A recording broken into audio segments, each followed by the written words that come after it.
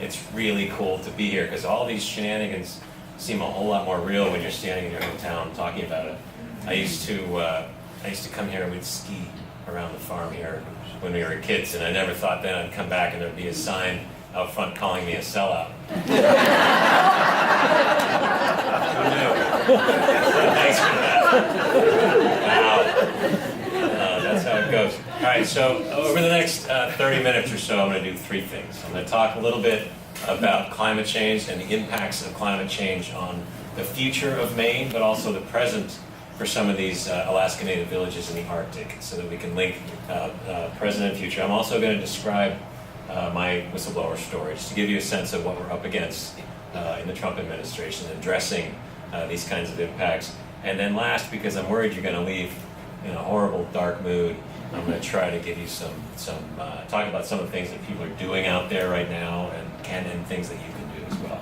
And if I'm feeling spry, I might recite a little poetry somewhere in the middle, but we'll see about that.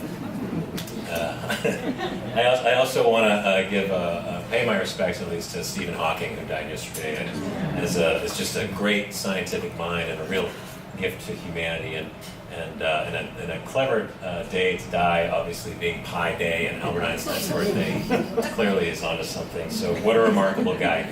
So in tribute to him, I'm going to start by stating a scientific consensus. In this case, it's the scientific consensus around climate change. That rapid climate change is real, it's dangerous, and that we're causing it.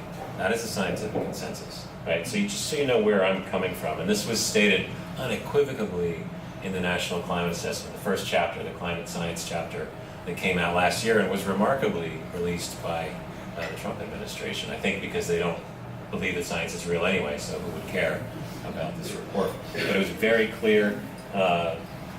Multiple lines of evidence demonstrate that there is no other way you can explain this rapid climate change without considering human activity. So you know where I'm at. That's what I mean by a scientific consensus. It's not something you believe in. People say, do you believe in climate change? It's not a belief. It's not like a religion, right? It's something that is. You don't have to believe in gravity, but if you trip, you're going to fall down. So that's just, where we're at. So I do want to say, I want to caveat this whole thing that this is not going to be a partisan talk. It's easy to slip into that kind of language because the Republican Party obviously is just spouting a lot of falsehoods and indecency lately, but not just about climate change, about immigration, race, sex, gender, and so on. I don't think we can pretend that both parties are doing that. It's them, they need to own it. It's the far right. I say this because there are a lot of moderate Republicans out there, particularly in the state of Maine. And I don't want to tar them all with the same brush. So that's what I mean by I don't want this to be a partisan talk, right? This isn't about Democrats and Republicans. This is going to be about extremists for the most part. So I'm going to talk about science, and I'm going to talk about what I think is important for American health and safety. But of course, I'm also going to excoriate the extremists in the Trump administration. I don't think you can get away from a talk like this without that. And I'm also going to talk about their enablers in Congress, right? I mean, they are bent on gutting the role of science and the role that it plays in protecting our health and safety. And that's not acceptable. My sense is that there are a lot of Republicans who also would agree with that. And that's what I mean.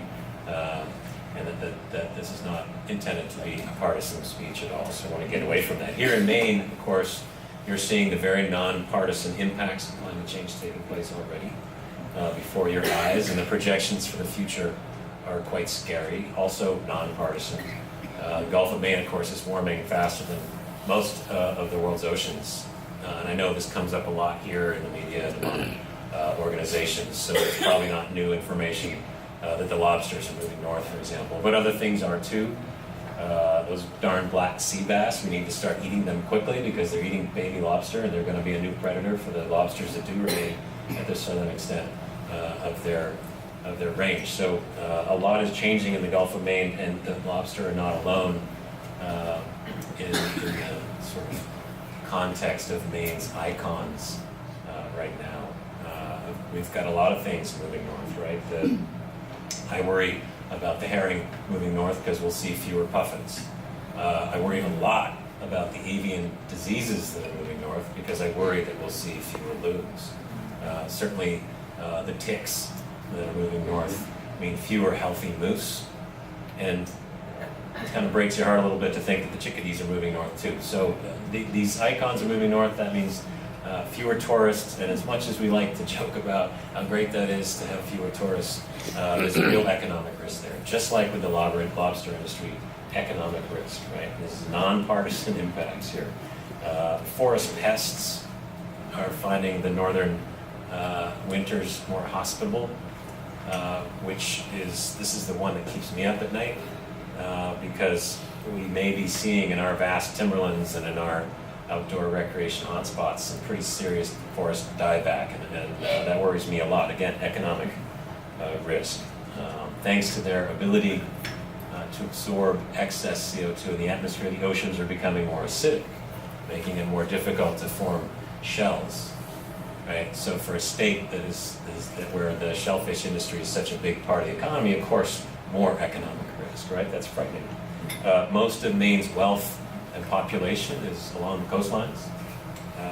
And we have, of course, sea level rise. Everyone knows about that, but also these more predictable or more unpredictable and often more ferocious storms that are hitting with storm surges. We're already seeing inundated areas, even in the Portland waterfront. So not just economic risk there, but health and safety risks as well. Heat waves are becoming more extreme, even in Maine, which is a health risk for the elderly here. And of course, those ticks are bringing us some diseases too. We're getting more Lyme disease and a couple other diseases thanks to that, so health and safety risks. So Maine is, unfortunately, this puts new meaning to the term Dirigo, the Maine state motto, which means I lead. Maine is on the leading edge, I think, of climate impacts in the lower 48. So it's putting our health, our safety, and our economy at risk. So we have a lot at stake with what's happening right now down in Washington. So I gotta say, I have a confession. Speaking of Dirigo, I always thought I lead, right? It's on the state emblem. I always thought it was referring to Mainers, us. There's that farmer and the sailor on the seal, and we lead. We're leadership types in Maine. And it just, I don't know how it escaped me that Polaris, the North Star, is at the top of the seal, and it's referring to the North Star. I don't know how I missed that. Did anyone else miss that? Anyone do that? Okay, good. Somehow, after all those years. At any rate, Polaris, the symbol of guidance and direction, is at the top of the seal. For the Norse sailors, they called it the lodestar. For medieval mariners, it was Stella Maris, right? It was very familiar to a lot of cultures. Ancient Arabic mariners called it Al Judei, and even Shakespeare talked about it in Julius Caesar as the one and all doth hold his place, right? So Polaris, if you'll pardon the pun, it has this stellar reputation for reliability right there. That's why we have it on that Maine state seal. But the North Star is also, of course, very important to the Inuit cultures of the Arctic. And in Inuktitut, it's called Nuksuituk, and if I got that wrong, my Greenlandic girlfriend here can remind me exactly how to pronounce this. But it symbolizes the wisdom and the leadership of their elders, right? And that North Star at this point in the Arctic is pretty much the only constant you'll see up there, right? So this symbol of wisdom and leadership and guidance and so on is hanging up there in the Arctic, while the absence of those values, because of the absence of those values, the rest of the Arctic is transforming before our eyes in some very, very dramatic ways, right? And it was unavoidable, or it was avoidable, I'm sorry, it was avoidable. It's a very important mistake. This was avoidable, and it's creating innumerable dilemmas for the people that live there or who otherwise depend upon the Arctic. So we think we have it bad in Maine, and we do, and a lot of that is actually related to what's happening in the Arctic. As we say in the Arctic policy circles, what happens in the Arctic doesn't stay in the Arctic.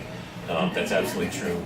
The melting of the sea ice, the increased albedo, the changes in temperatures are affecting what's happening in Maine. You're kind of wedged here in a very interesting place. You've got these Arctic weather patterns, you've got the Gulf Stream, which is also changing. So a lot of the unpredictable things that are happening here are related to the Arctic. But the Arctic, truly screwed. The Arctic is warming twice as fast as the rest of the planet, right? And setting new records every year for the low sea ice extent. This year in particular, it's remarkable that last month you could have actually sailed up through the Bering Strait into the Chukchi Sea in open water. The warm temperature anomalies are, in my view, no longer anomalies, and I don't know when you stop calling an anomaly, because in 2016, in January, we were looking at these meteorological maps that showed this big warm area in the Arctic and freaking out. Scientists were flipping out. It's been pretty much the norm since then, and this year, remarkably, it got so warm that the northernmost recording station is in northern Greenland, and it's the closest to the North Pole. And they recorded temperatures in excess of 40 degrees Fahrenheit, which means the ice was melting at the North Pole in February, right, just this last month. There was open water north of Greenland in February. So this is really freaking out scientists. And of course for some commercial interests, there's some opportunities there. I think Maine's going to try and get on some of that. There's some shipping opportunities and things like that. But of course, for the Alaska Native communities up there in the Arctic, this presents an existential threat for sure. Right? Each village in the Arctic is a unique culture with unique practices and unique traditions and a distinct dialect in a relationship with ecosystems and climate and solitude and time that is uniquely their own. And I don't think it's a stretch at all to say that each of these communities punches way above its weight in terms of its contribution to global cultural diversity. So thank you, Jeremy. And this includes the Inuit of Russia, the US, Canada, and Greenland. It includes the Aleut of Alaska, the Gwich'in and Athabaskan people of Alaska and Canada, and of course the Sami reindeer herders in Northern Europe and Russia. So these people have been persisting for millennia in the Arctic in some extremely forbidding conditions, right? And just demonstrating remarkable resilience. Their culture is so tightly interwoven with the surrounding ecosystems and climate that there's no doubt in my mind they have to be considered our planet's foremost Arctic experts. And I think it's important that we acknowledge that in a lot of fora now. But even they have never seen this rate of change in the Arctic before. No humans have seen this rate of change in the Arctic before, right? So this is a shocking time, and that remarkable resilience that they've demonstrated over the millennia has been so compromised by the actions of non-Indigenous actors in the Arctic that some of them are on the verge of being wiped right off the map, right? And this is something that I was working on at Interior. We'll talk a little bit more about that, but in particular in Alaska, we have villages that are located by no fault of their own in some of the most vulnerable places on Earth, right? These are islands and spits of land that face the direct onslaught of storms coming off the Chukchi and Bering Seas. So they're sitting out there in an extremely vulnerable place, but they were always historically locked in place by the permafrost. And when the storm season would come in the fall, the sea ice had already set up, so there wouldn't be storm surges and waves. The sea ice was protecting them. Of course, neither of those things is true anymore. The permafrost is melting out from under their feet. And the sea ice doesn't set up. I don't think Barrow saw sea ice until well into November this year. So it's already past, at that point, it's past the time when the waves have come in and clawed away a few more meters of land. And for now, even the federal government, I think it was 12 years ago in a GAO report acknowledged that these villages are unsafe and need to be relocated. Right? So this is something we've known for a long time and worked hard in the last administration to try and get this to happen. Some of the communities have voted to relocate because of that. Right? Fortunately now, the Trump administration has completely turned its back on these people. And so what I'm going to do is tell you a little bit of my story about how I became a whistleblower to give you a sense of that. Because and I'll loop back to what's going on for the folks in the Arctic. But that I think is the biggest tragedy of all of this. So for nearly 7 years, as Eliza mentioned, I was the director of the policy office at Interior. I was also the top climate policy advisor there.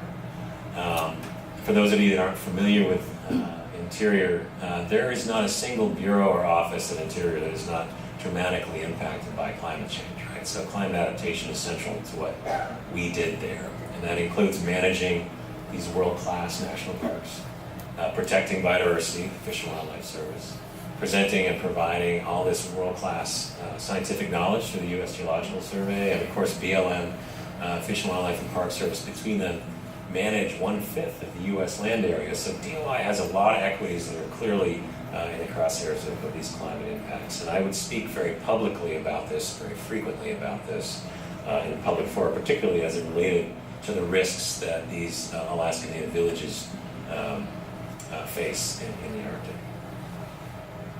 And I should mention that DOI is also the federal trustee for American Indians and Alaska Natives, so the part of the federal government that is responsible for their well-being, so it should be core to the mission there to address their well-being. So an essential thing, climate adaptation, absolutely important role for the government to be playing, impacts right before our eyes. So even after the 2016 presidential election, once Washington, D.C. sobered up, I was kind of naively confident that this work would continue. We're not talking about greenhouse gases. We're not talking about mitigation issues. We're not talking about the EPA. We knew the EPA was going to be in trouble with these folks. They clearly were coming in with a head of steam and said climate change is not happening. And they didn't want to spend money on preventing it from being worse. But it didn't occur to me that they wouldn't want to protect the health and safety of those who are already being impacted by climate change. Obviously, I feel like a fool now because I couldn't have been more naive or wrong about that, because what happened next was this all-out assault on anything that had even a whiff of climate change to it, and for that matter, anything that the previous administration had touched, right? Anything.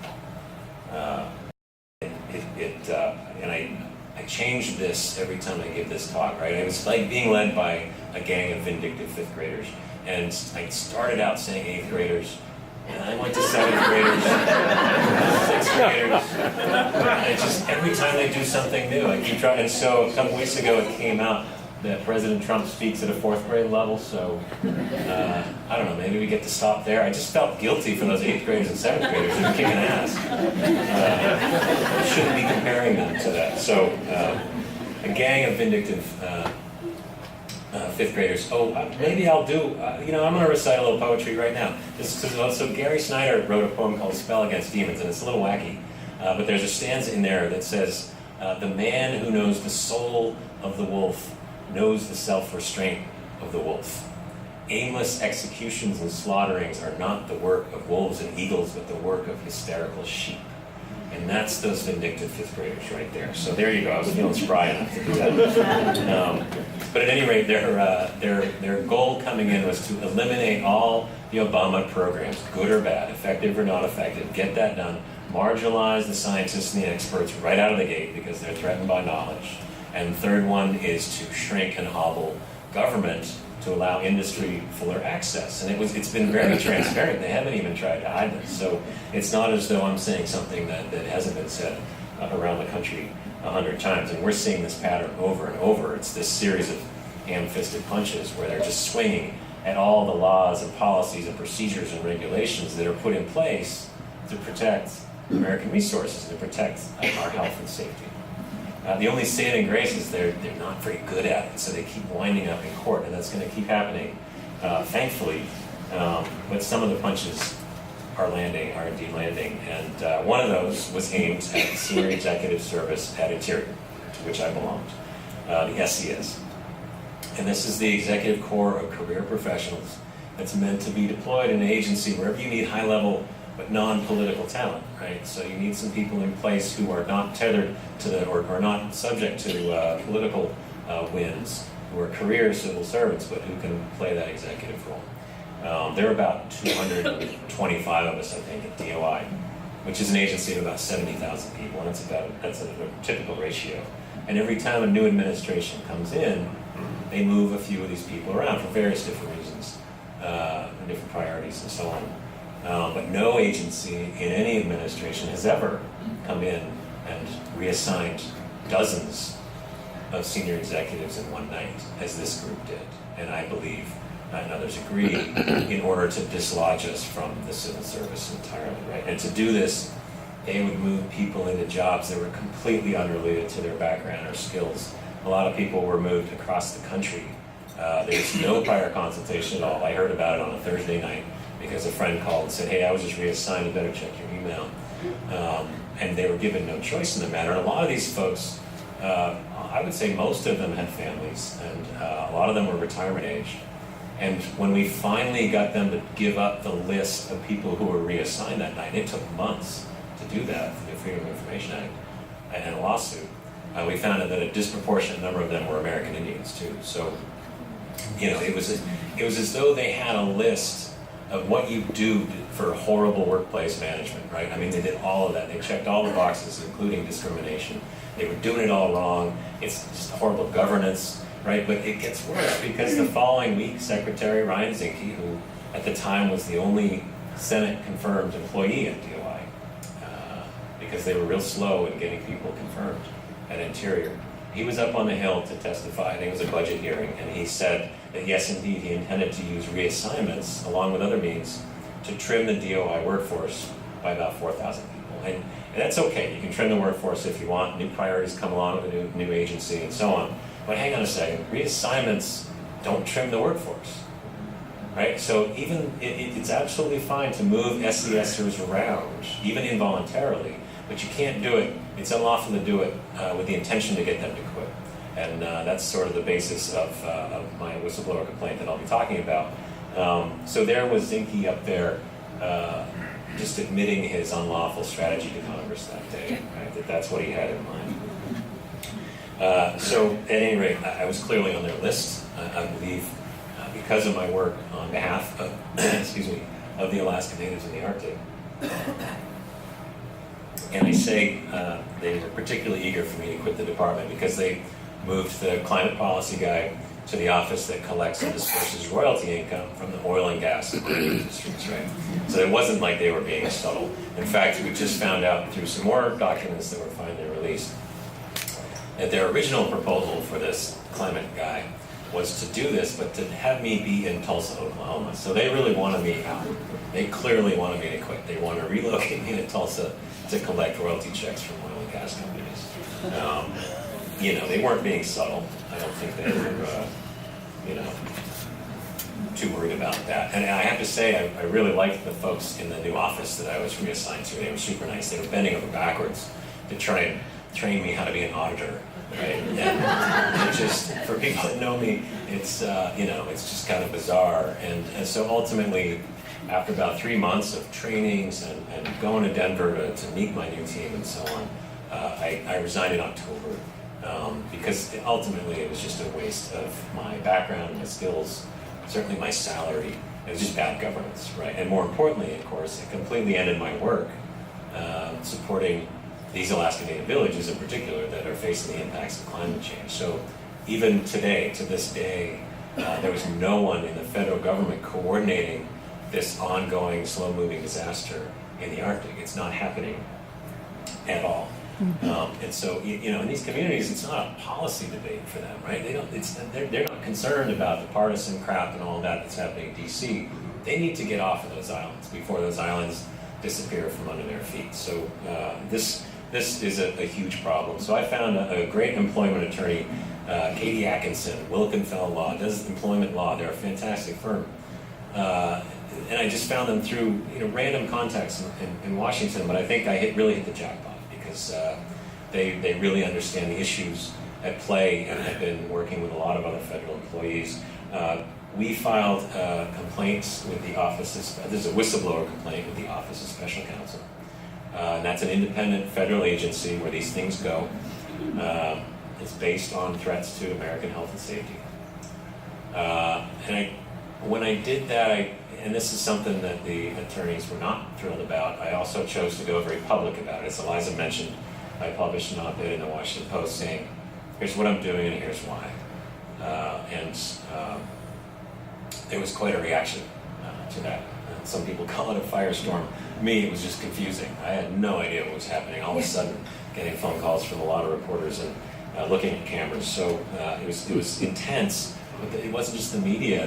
The Senate stepped up. 8 senators signed out America's legal scholars, but it turned special counsel. saying, pay attention to this case because this is dangerously close to politicizing the civil service. And there's a reason for that hard line between the political appointees and the civil service, right? You need to have what are called bureaucrats, and some people use that in a pejorative way, but these people are the ones that keep the wheels of state moving regardless of the political winds, and you need to have that expertise in place. So you can't politicize that, and that's what these legal scholars were saying this action may have done. So that happened. There was the response from my federal colleagues was just remarkable and humbling.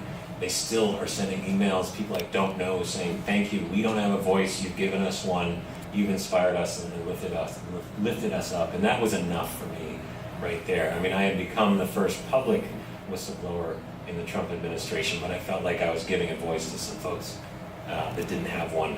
There was even a play written. I just found out about this last week. It's super cool. This a playwright in New York somehow found me on Twitter and said, yeah, inspired by your op-ed and a couple other things, I wrote this play called The Bees Are Watching. And it's playing in Austin and New York, I think at the Westchester Playhouse or something, for another couple weekends. So if you can check it out, if you happen to be down there, I'm very curious to know what you think. So there's a lot of interesting reactions from around the country. I think the most interesting was when my dad said, well, you caused quite a stir there. So, over and above it, that was the thing that really shook me. I realized I'd done something at that point. But I always quote Walt Disney's brother Roy. No one ever talks about Roy. But Roy said, when values are clear, decision-making is easy.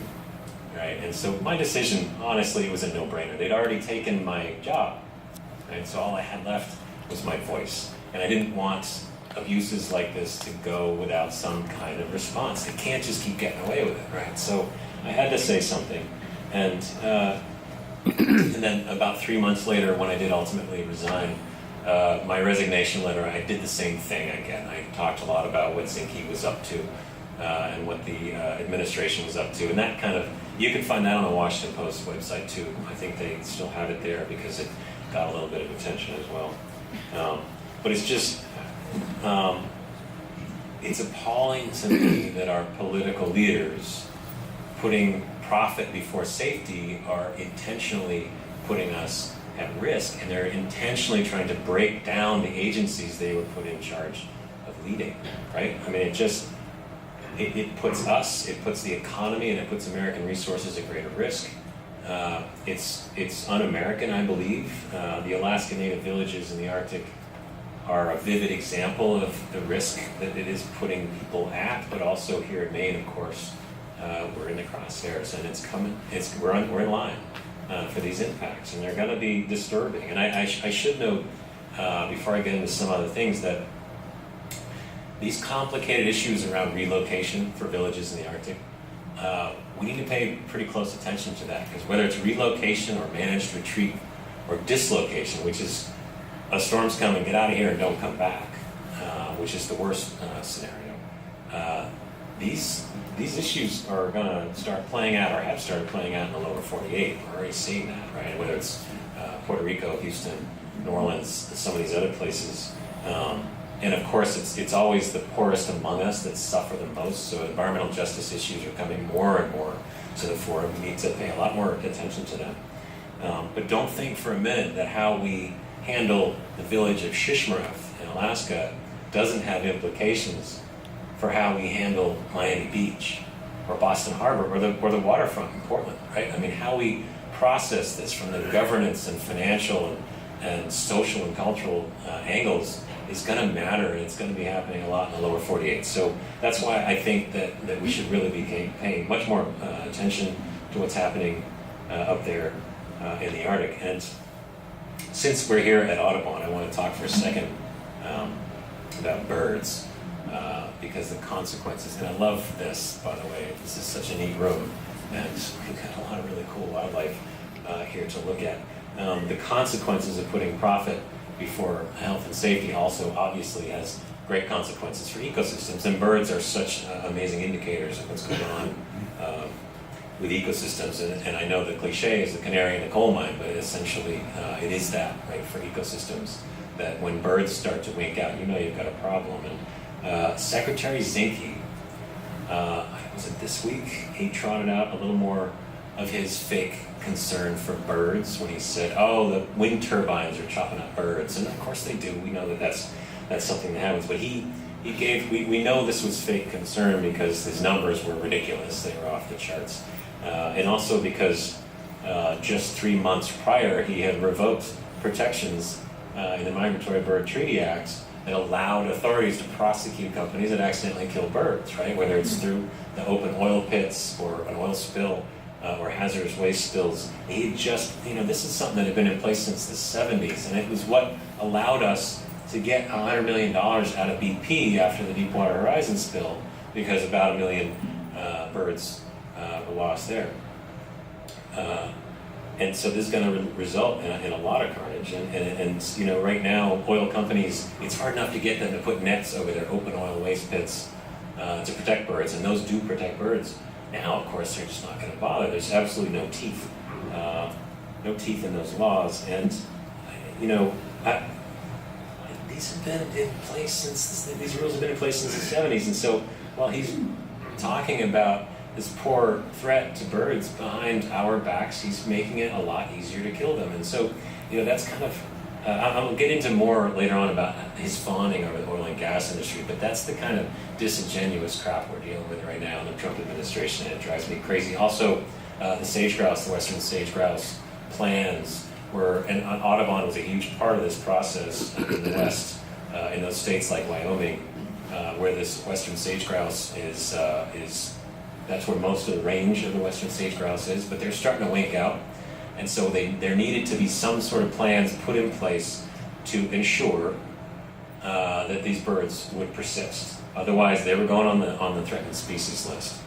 And once they're listed as threatened, oil and gas industry would freak out, and it would impact projects across the West. So a hard line was drawn there. We can't let this bird be listed.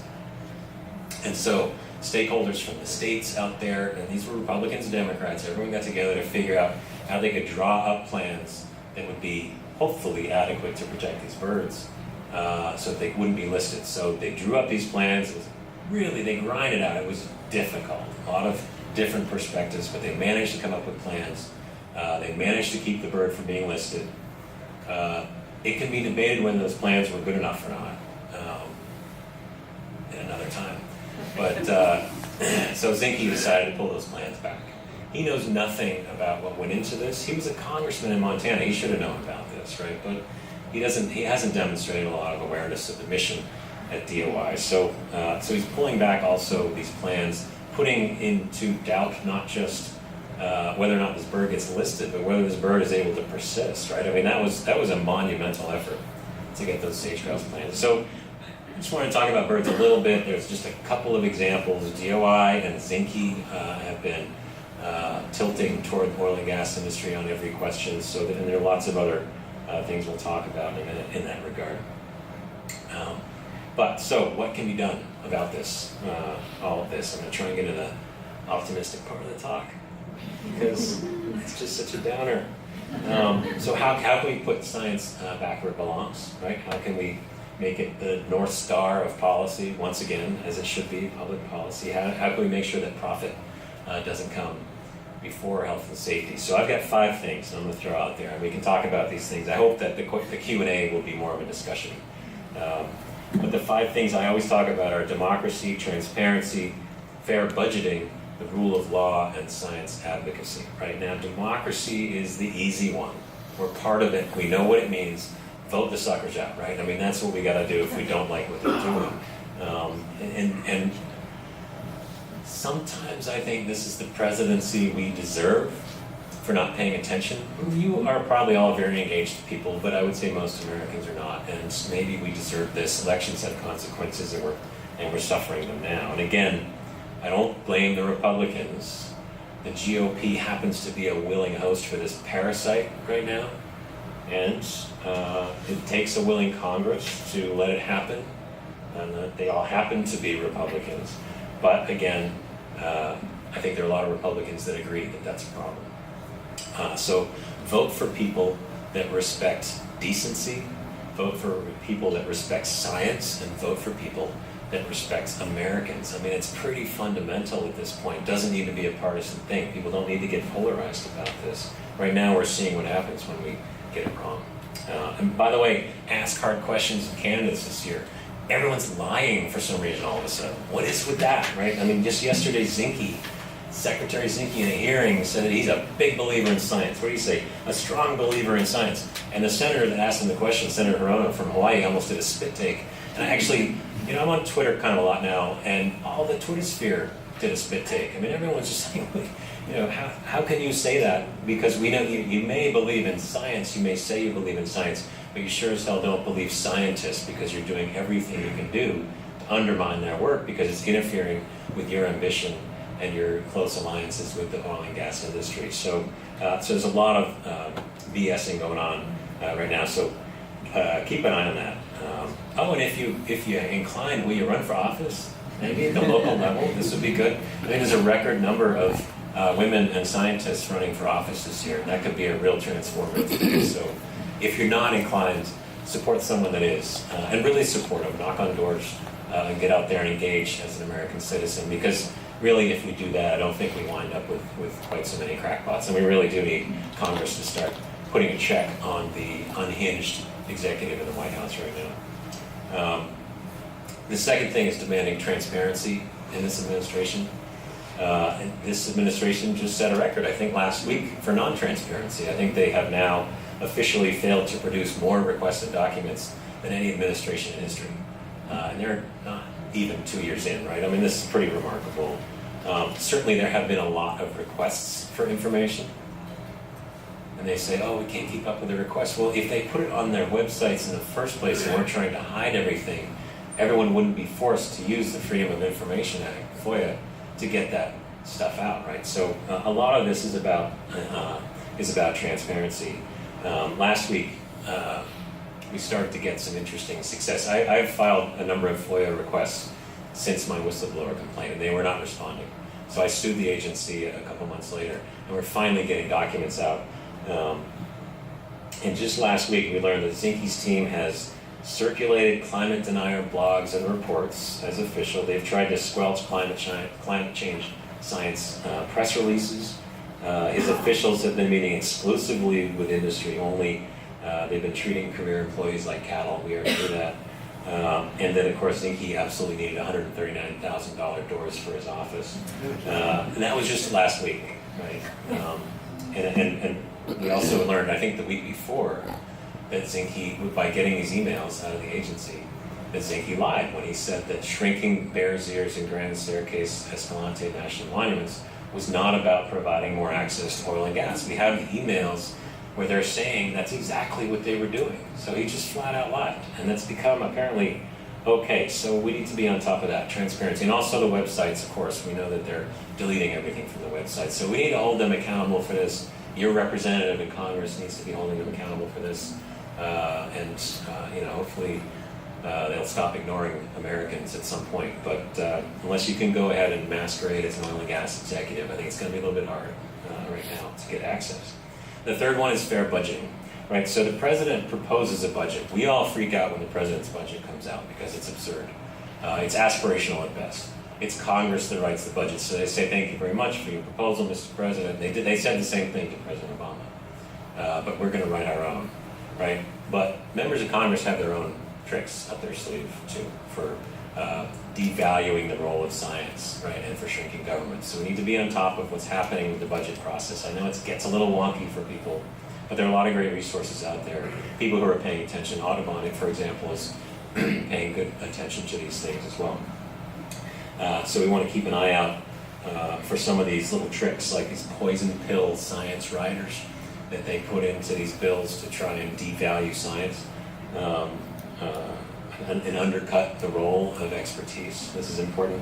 And I think in general, we just need to hold lawmakers to fully funding the agencies that use science to protect us, right? I mean, that's what these agencies are for. That's what the EPA is for, DOI is for that, not just protecting us, but of course, biodiversity ecosystems as well. We need to hold them to that instead of advancing these weird, unpopular, controversial measures that are essentially handouts to their ideologue buddies. It's really very strange to see this happening in the budget context.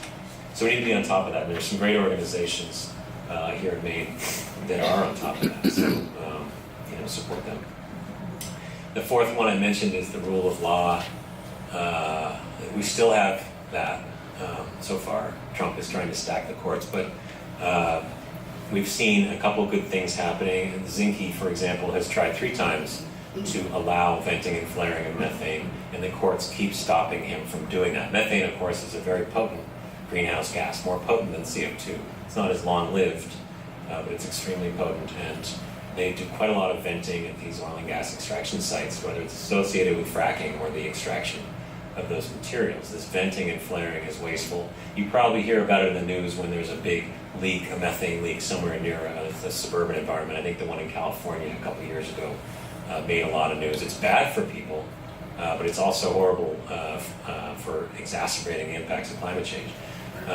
It also can power a lot of homes, right? So this stuff that they're venting and flaring because it's easy and no one's going to punish them for doing it could actually power hundreds of thousands of homes. And the state of New Mexico has actually been pushing back on this quite a lot. The Senate representatives, Udall and Heinrich there, have said, hey, come on, we actually have a plan for powering hundreds of thousands of homes in New Mexico based on the rule that was put in place in the last administration to capture that methane, put it in pipes and use it, right? So we're going to extract it, just use it. So the courts have said, you gotta stick with the law for now. You at least need to follow proper federal process for doing this stuff. The Giuliana case, the kids that are suing the federal government, Giuliana v. U.S., I think the United States, they're finally getting a hearing in the Ninth Circuit. So there's actually going to be a climate change hearing. Well, that's pretty neat. I mean, who knows what we're going to hear there? I mean, obviously the attorneys who are there to represent the polluters and the federal government are going to say some interesting things, but the judge wants to hear how they put it. So that's encouraging. There's a judge out there that kind of wants to hear the case made and find out what is happening right now and who's responsible. Science advocacy also, of course, plays an important role. These attacks on science, they undermine our democratic institutions. I'm very serious when I say science needs to be the North Star of public policy. I don't see how we can make policy without taking into account the impacts on our health and safety, or what is working and what's not working. And that's what science does for us. So, at Union of Concerned Scientists, where I'm a senior fellow there now, helping them out with their science integrity work. They have a science network, and they can train you as a watchdog for science. So you can get involved with UCS. Those of you that have science backgrounds, you can learn how to confront the administration's anti-science agenda and how to kind of daylight the lies and talk about it more publicly. So they're super. I encourage folks to engage with them. And UCS also had, they have a scientific integrity program called the Science Protection Program, and that's meant to support those people in the administration that come out and say that their science has been compromised. So look that up. It's in their Center for Science and Democracy. They do some pretty neat work, and I think you can instantly find out what this administration is doing to science by going to their website and looking up a few of their documents there. It's remarkable, the long list of things, even within the first 6 months that they were writing up about how this administration is undermining science. And of course, that's my big issue with them. So there's some amazing folks around the country doing some pretty neat work. Audubon, of course, Maine Audubon is a big part of that. And Eliza's up there in DC all the time doing your work for you as a lobbyist, and I think that's absolutely essential here in Maine. Obviously, you have sort of a whack job as a governor, sorry, for those of you that respect it, but it is what it is, and it'll be gone soon. But hopefully, once again, you can get back to a dedication to science and what is good for health and safety, and our natural lands in Maine, and the impacts of climate change and how to prepare for them. I think it's absolutely essential that we do that in Maine. Because like I said, I feel like we're kind of on the front lines here in terms of climate impacts in the lower 48. So before I wrap up and get to your questions, I do want to get back to the Inuit meaning for the North Star, for Polaris, right? Wisdom, guidance, and leadership is what that thing means, right? And it's so fascinating to me in this I think, very distinctly northern poetic way that this symbol that for millennia has represented the very values. It's hanging up there in the Arctic representing these values that have been absent in the public domain for quite some time and have led to these problems that we're having and are absolutely key. These qualities are absolutely key to solving the puzzles that we face. So my hope is that during this horrible and uncomfortable social churning that I think is happening in this country right now, the partisan stuff and the people being dug in, I hope that out of that we see some form of civic responsibility emerge that produces those qualities and the abundance necessary to save cultures and to save lives and to save the economy. I hope that if that emergence takes place, that a lot of you are involved in that. If you are, I look forward to working with you in that. And thanks very much for listening to what I had to say. I'm looking forward to some great questions from you all. Well, I was in Paris for the UN climate talks there several years ago when the Paris Agreement was signed, and it was a very moving and important time. It wasn't good enough, but we were getting there. And obviously I wasn't going to be invited to Bonn for the climate talks this year by the US government, but thankfully the Swedish government did invite me to go. So I was able to get there and be there for the UN talks, and I was afraid that I would be incredibly depressed by what happened, because all the headlines would be about how the US is undermining everything. And of course, I mean, this was the first real these were the first UN climate talks where the Trump administration had some legs under them, and people were very worried. And I couldn't have been happier with what ultimately happened, which was, instead of the headlines being US bombs, the headlines were the US steps ahead of everyone and raises their ambition. And it wasn't the federal government. And this was remarkable because the federal government's all by pavilion space. There's a negotiation zone, and then there's a pavilion space where you go and there are talks, and every country hosts a series of panels and talks. The US government didn't bother at all this year to even have a pavilion. But Mike Bloomberg and Jerry Brown from California and Jay Inslee, governor of Washington, and several others, and several corporate leaders got together and funded a pavilion. It was called the Climate Action Center, and it was so big and so amazing they couldn't even fit it in that space. It had its own space over by the negotiation zone. It was actually an inflatable building of some kind. And it was the most inspiring place to be during these UN climate talks, because that was where they rolled out America's pledge, which is the cities and the states and the companies that were all upping their pledges on CO2 commitments, right? So if you combined all of these entities that were part of America's pledge, the GDP was the third largest country in the world. So it was a huge commitment, and it was impressive, and it lifted everybody up. So not only did it look like, no, I thought I'd do that. So how about some questions? Any? All right, boom, right here. Did you see the Inconvenient Truth, the sequel? I did. I saw it. I thought what was fascinating was Miami is one of the first. Yeah, don't get me started on the governor of Florida. Right. But yeah, that was a very poignant part of that film, I thought, partly because of sort of the futility of what they were trying to do there, but also I thought it was important to start, and I think this was new for Al Gore's approach, it's important to start talking about the costs of adaptation, because I don't think we're getting there with mitigation and stopping the greenhouse gases until people really know what the true costs are. And we can't afford climate change. We can't. I mean, right now, even the American economy is going to be brought to its knees by climate change if we don't stop putting out these gases now. So I thought that was a very provocative piece. I'm glad they did it. I also, I got to say, being in Bonn was cool because I was trying to get a selfie with Al Gore. He was back here, and he was mobbed with all these people, and I tried to get close, but I was being rebuffed, so I did one of those long-distance selfies with him back there. My head was big, and his was like this. But then some guy came up to me, and he said, "Hey, the vice president would like to meet with you." So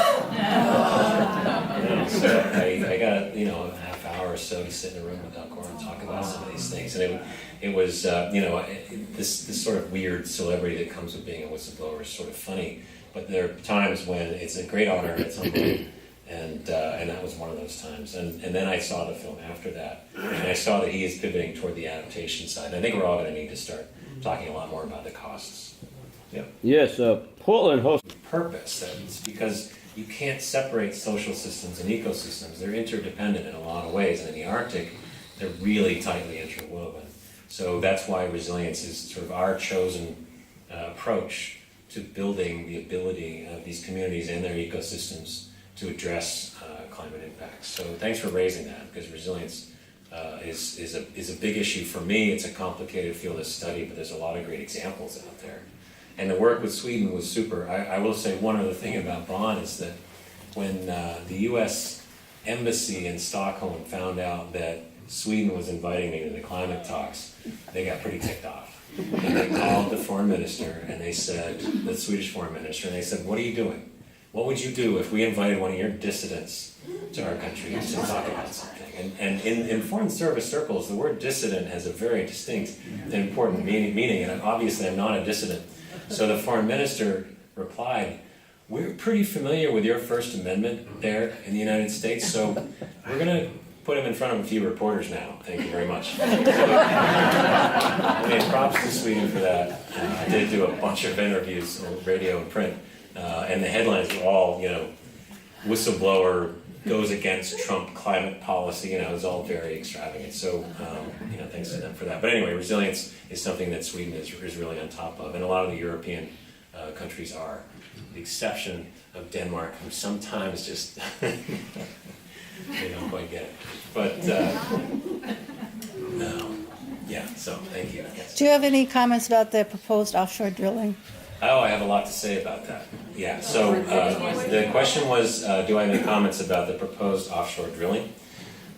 So Secretary Zinke announced that he's basically going to go open up everything off the U.S. seaboard everywhere to the potential for offshore oil drilling. And so people freaked out.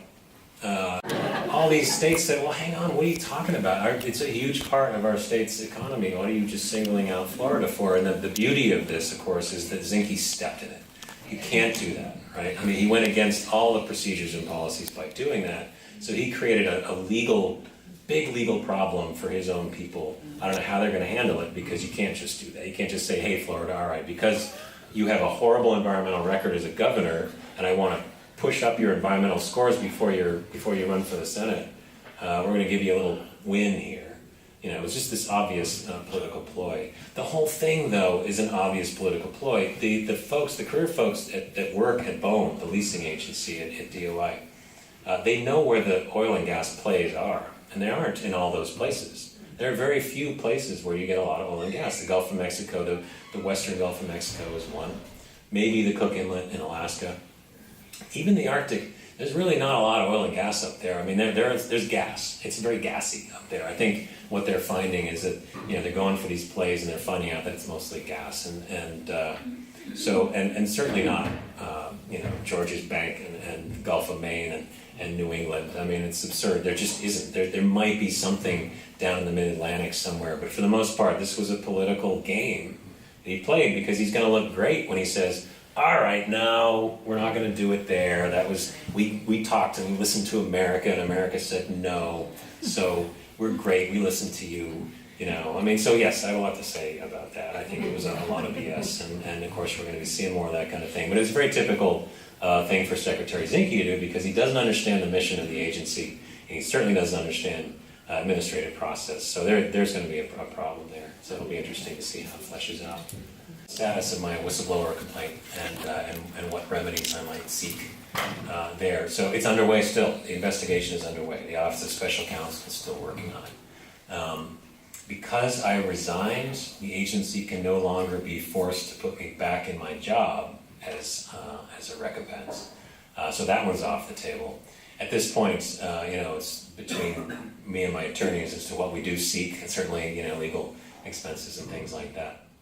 But really, the ultimate goal is to publicize what they've done, and to demonstrate that that's inappropriate, and to put another, notch in what they're doing, and say, look, America's watching. We're not going to sit back and let this happen. So that's really all the intent is. And frankly, already the fact that I've helped to inspire some of my colleagues who don't have a voice is recompense enough. So we'll see how it all goes.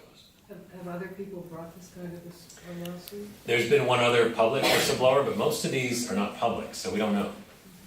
My attorney happens to be working with a couple others, but generally, you don't hear about most of these. And my feeling was that if you don't hear about it and the country doesn't know that this is happening, then maybe they'll just keep doing it, even if they have to pay somebody off in the end and settle. So I wasn't about getting some big settlement, I was about making a lot of noise about it. I mean, that is what we sit around at Union of Concerned Scientists meetings and try and figure out. And I think they're doing some amazing organizing around getting the awareness out that science plays such a key role in public policy. So there's that ground game where you got to go, organizer by organizer. There are great folks here in Maine that are part of their science network. I met a couple of them today at lunch who are doing some really good organizing. So there's the ground game, but when you look at this from 30,000 feet, how do you handle this problem writ large? And I honestly think, and I don't like to I don't like to talk about top-down things because you don't know who you're going to get at the top, but I do think it's going to take strong messaging from our wisest and best leaders to put it out there, right? And some of our members of Congress are doing that now. Obviously the White House is not, and and every now and then the White House does. I would say this is the first White House, even though I think that during the Bush administration there were a lot of complaints about political interference in science. That certainly happened more. I wish I had a more satisfactory answer to the question about how to address this problem, but that's where I go with it. Yeah, thanks. All right, I'm going to swing over here. A lot of the environment's going to be unrecognizable to our grandchildren or great-grandchildren. The oceans in particular, I think, we're now, they've been absorbing a lot of the damage for a long time now, whether it be CO2 or waste like plastic. And we're really hammering the fisheries in almost every part of the ocean, which is remarkable when you think about the scale of the ocean. So it will be unrecognizable, but I still, like I said earlier, I hope that with all this stuff finally coming out, I would say you are all very engaged individuals, and you've known about pollution, you've known about plastics in the ocean, you've known about climate change and understood it for a long time. But so many people don't and haven't, and I'm hoping that with all this sort of nasty business going on now, and this pendulum swing toward ignorance and indecency will swing back, and these things will be at the front of the civic discourse, and they'll be at the tip of everyone's tongue, and they will be requiring everyone who's elected to office to be able to say, here's what I'm going to do about plastics in the ocean, or here's what I'm going to do to protect our remaining fisheries and to provide protein for Americans. So I have to think positively about our ability to rebound from this, but the environment is going to look different. My camp up in Maine, I try to imagine, or in Wayne, I try to imagine how that might look in 50 years. I think the big pines might not be there. I'm hoping the lake is there. There's going to be such changes in the hydrology and such changes in the seasonality and the species distributions that it's going to be unrecognizable in a lot of ways. So DOI has about 70,000 staff. In the next 5 or 6 years, 50% of those people are retirement eligible. So on one hand, you may think, crap, there goes a lot of institutional knowledge. But on the other hand, here's an opportunity to bring in a whole new cohort of people who never even think twice about the importance of diversity in the workplace or the role of climate change or the impacts of climate change. They don't even consider that. They know that stuff. So you can bring not just new energy, but a new baseline for what's decency and what's appropriate in the workplace. So it may be that the federal government can reboot in a really neat new way such that we can address these problems more effectively. So there are some ways. We're seeing this energy already in Parkland, Florida. We're seeing kids really stepping up in some fascinating and inspiring ways. So I do have a little bit of hope that we can flip the script a little bit, but the environment's going to be unrecognizable in a few decades, and we're just going to have to hope that it's livable. The question is about the Arctic National Wildlife Refuge and will there be drilling and what will be the effect on the Gwich'in. And so the future of the Arctic is not in oil and gas. The Russians will keep drilling while they can and get what they can.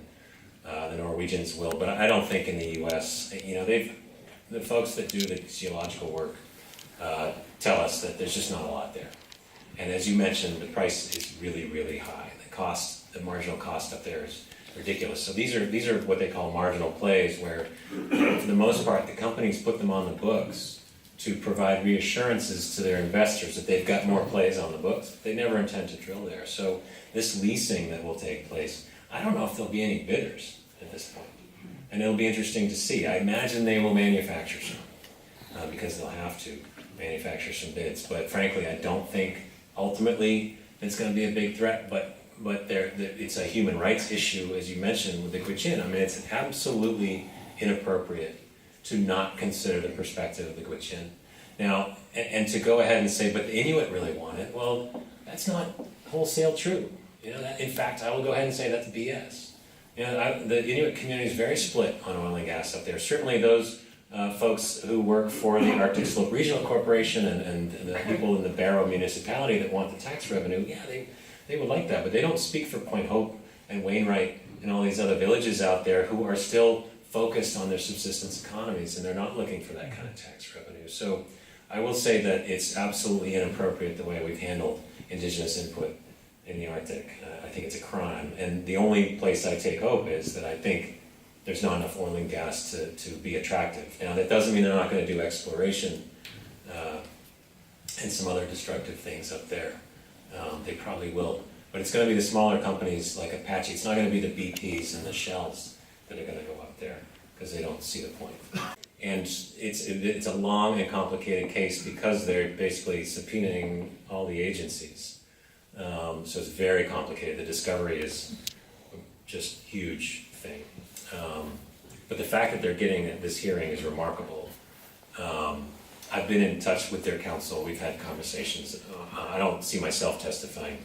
But I do think they're going to get some traction, and there's going to be some good PR. It's just, I'm not enough of a lawyer to know that it's a complicated case. And even in speaking with their counsel, I realize that there's just an awful lot going on there. There are a couple other cases. There's another law firm in DC that's suing the Trump administration because they are actually reversing policies meant to protect us in the face of climate change. So that's a little bit more of a smoking gun. So we'll see how they do with that one as well. But there are all these, every time I sit down with lawyers, I just walk out of there feeling like I don't know anything and that nothing's going to work and that it's all completely confusing. And it's not because lawyers are a problem, it's because the questions they're trying to address and the strategies that they're using are so complicated. So my hope is that at very least they'll get a lot of play. And I think they might take it to the next level. It kind of depends on this judge in the Ninth Circuit. But I do think the courts are going to be an interesting ally through this because it has become very clear that people knew this was happening and have known for a long time. We've known for a long time. Obviously, Exxon knew for a long time. And so, there are also the attorneys general who are suing Exxon and there are cases being brought against the companies too, and we'll see how those play out. So they're trying all these different angles, which is fantastic. I don't know.